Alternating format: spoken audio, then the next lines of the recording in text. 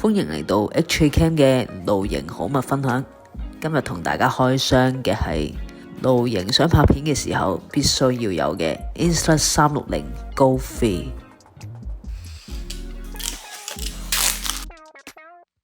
開箱之後，小編發現佢真係非常輕巧，而且設計非常簡約靚仔。因為佢輕巧嘅原因呢，其實好適合我哋去戶外活動或者露營嘅時候使用嘅。跟住我哋睇埋入邊嘅配件。首先呢一個呢，應該就係一個夾喺個帽度嘅，而呢一個呢，就係最重要嘅機身充電盒啦。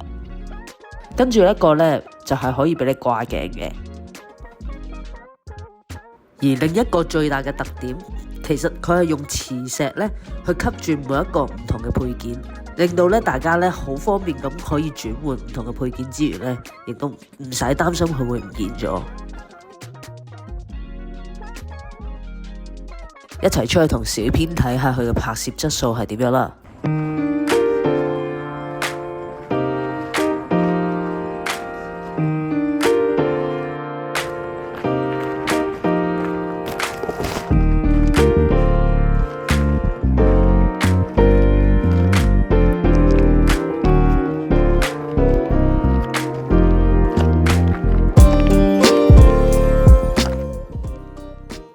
頭先嘅影片全部都係GoFi用 2.7K 直出嘅，唔知大家覺得質素如何呢？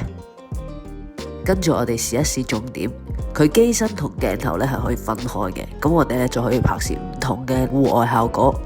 而家試一試先，我哋將機身同埋主機分離，而機身咧亦都可以即時 preview 到你拍攝嘅鏡頭效果，配合埋 Action Port 咧，佢嘅續航時間咧可以拍到170分鐘。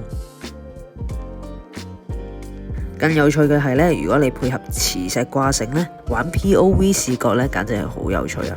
我哋而家即刻試下先。咁喺呢個 POV 嘅角度咧，其實只可以將佢擺落我心口度，咁咧我就可以進行呢個 POV 嘅視覺。啲唔同地方就會有一啲第一層視覺嘅嘢啦。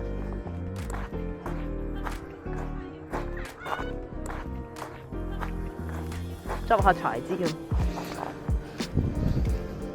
玩完 POV 視覺，大家係咪覺得好有趣呢？跟住落嚟，佢呢支自拍棍呢係非常有用嘅，都係同樣呢用磁石嚟吸實佢，而且點樣揈呢都唔會甩咗部機。咁我哋就唔使怕真係喺戶外嘅時候唔見咗部機啦。而且 GoFi 拍攝主機身呢仲有5米防水，絕對適合戶外啦、沙灘啦，甚至乎你去游水嘅時候拍攝使用。今次嘅開箱片呢就係咁多啦。如果大家對呢部相機有任何疑問呢，歡迎呢隨時呢喺樓下留言啦，亦都可以呢透過我哋嘅連結呢去購買呢部相機嘅。多謝大家收睇 HK Cam 嘅露營好物開箱，下條片見啦，拜拜。